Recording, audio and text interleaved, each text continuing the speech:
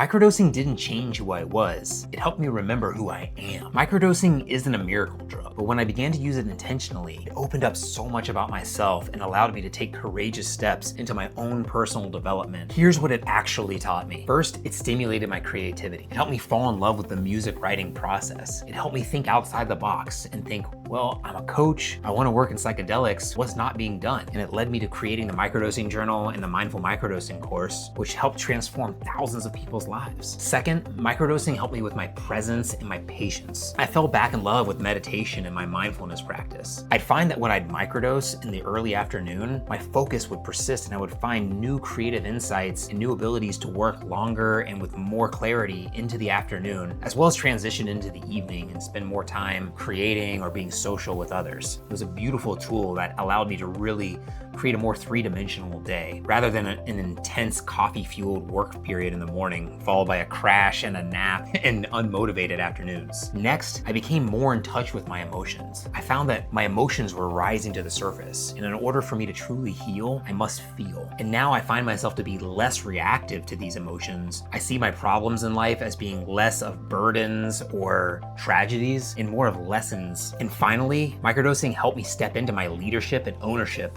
of my own life. I learned how my body and mind respond to so many different inputs, whether it's my food, my exercise, my work, my stress. I became more present and took more ownership of how these things help me. I built my own cadence. I learned when to sprint, when to jog, and most importantly, when to pause. And the biggest takeaway was my own self-courage, my ability to show up for what I care about, whether it's my business, my life, my relationships, my creativity, my music, everything. I don't take this life for granted, and microdosing helps me show up for these magical moments one day at a time. If you're curious about how to bring mindful microdosing into your life, I built the Microdosing Journal, the Mindful Microdosing course, and I do private coaching with individuals just like yourself. So if you're interested, click the link in the bio and I'll see you over there.